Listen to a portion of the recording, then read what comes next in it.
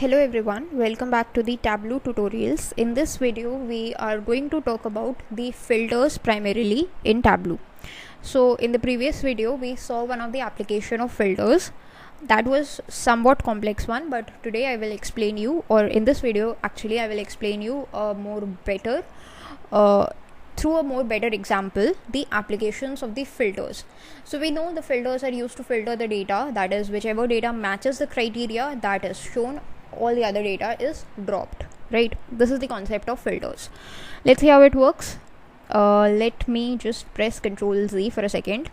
This is what we had previously, right? What I did, in order to show the quantity, I went here, selected this quantity and clicked on kept only or keep only. Okay, so what happens is this kind of a graph was shown to me. So when I do this, if you see, the filters pane has changed. If now you go to edit filter, now only the quantity is selected. That means that is the way through which you can apply filters. Okay, that's a real simple way.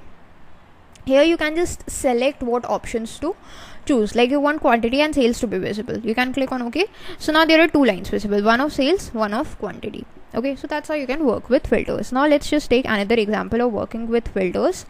Create a new sheet and rename it as filters, right? Let's see how we work with it. Suppose we have the subcategory. Let's just get the subcategory, and we have the sales. Okay, combine it like this, arrange it and select the entire view. Okay, now this is the information that I'm getting, but I don't want like all the information of the subcategories, right? I want another parameter to be here, and that is known as the region parameter. So what I can do is just drag this region and drop into the colors panel. Now what will happen is it is giving me a clear distinction, right? Like blue color represents the central region, orange represents the east region, red represents the south region, and this kind of a greenish color represent the west region. This is the legend as well that I am getting for the regions part, right? Let me just expand it a little bit. Now what happens is, how can I work with filters, right? Suppose I don't want this whole things to be visible, because you see for the labels I'm not able to clearly distinguish between all those regions. I just want the data of the east region. So what I can do is I can just go to this particular region and select on keep only. So now only the data of the east region is visible. That's one way of how you can apply the filters, right? As soon as we clicked on keep only, you see this filter in the filter pane, a region filter is applied only for the east values. Now if you want to remove it, you can do two things. Either you can press Ctrl Z, or what you can do is let me just again click on keep only, or what you can do is just drag this out and drop it. Okay, this is one way through which you can apply filters. The second way is you can just drag this region into this filters pane directly, and this kind of a column or this kind of a dialog box would be there for you. All you can do is just select that particular region whose values you want. I just want west region and the central region. Suppose I want two regions and I want to compare both of them. So I can click on apply, click on OK. So now I'm getting the central region and the west region values. I can easily take a contrast between them, I can compare them. Okay, in case you want to change the values, you can just right click, go to edit filter, and you would be able to change those values, right? However, this is a lengthy process again, right? Nobody wants to go there and just perform the changes, so we have a shortcut as well. Here is this show filter option. So in this show filter option, you see, let me just expand it a little bit so that you can see it clearly. All these options, all these applicable options are available. If you just select on all of them would be visible. If you just uncheck this all, everything would be gone. You want particular regions, so only those would be visible. That's how you can work with filters, right? So this is the easiest way of working with filters. Now what we have done is we have worked with discrete filters, right?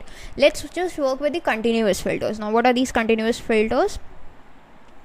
Let's just gather the subcategory and gather the sales. Now instead of the filters on the subcategory, I want the filter on the sales, right?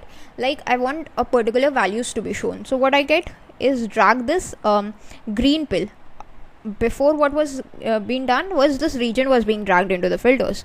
Now I'm going to drag this green pill, okay, into this filters. That's the sales part.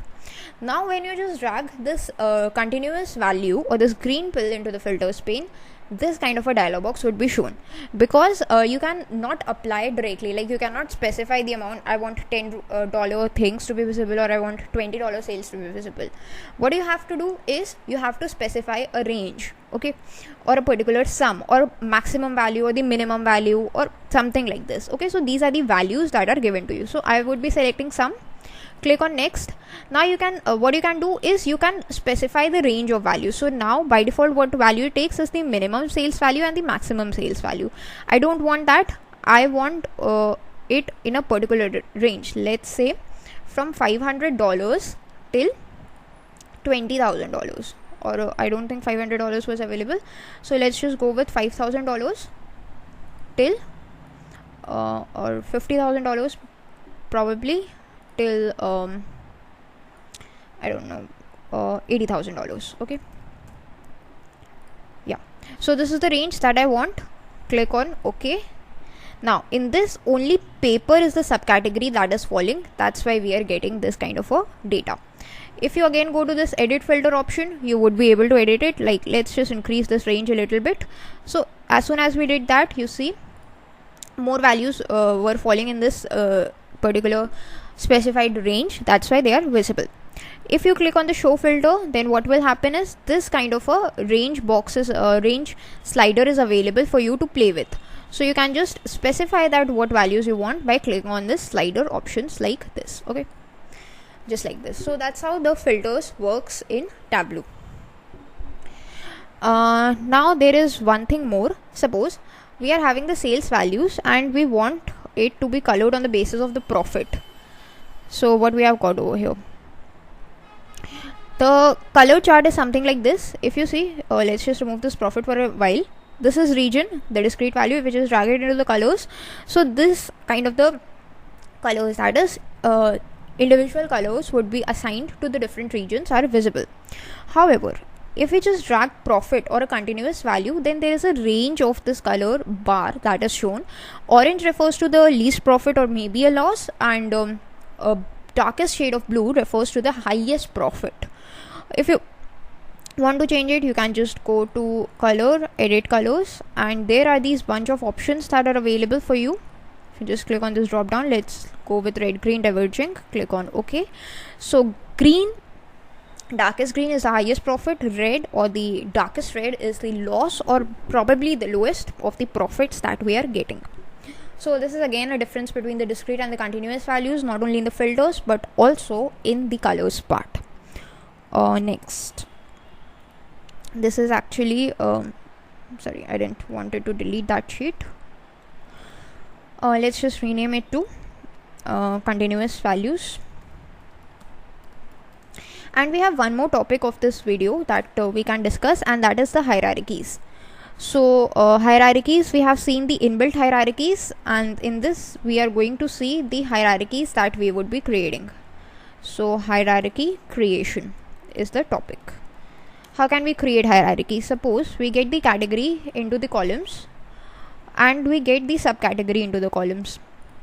Let's just select this entire view and I want the sales on the basis of this. Okay, so this is category and subcategory wise sales. That means on the top we are getting the categories and on the bottom we are getting the subcategories. In the furniture category we have these 4 subcategories. In office supplies we have these. In technology we have these. However, the thing is, this is very similar to what we had in the years and the quarters. That was inbuilt. This is not inbuilt. This we need to create. Furthermore, you want to create more, let's just drag in the segment as well. Okay, so there would be 3 segments in each subcategory. That means the category, the furniture category has 4 subcategories, and let's say talk about bookcase, it has 3 segments: consumer, corporate and the home office segment. So this is the hierarchy that we want to create. How are we going to create this hierarchy? That's a really simple process. All you need to do is just follow a single step. That is, just drag this subcategory and drop it into this category. Okay, or what you can do is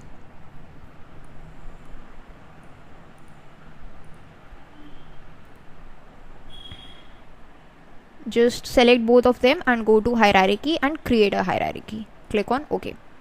That's it, the hierarchy is created. That's all actually for this video. We will continue with hierarchies in the next one.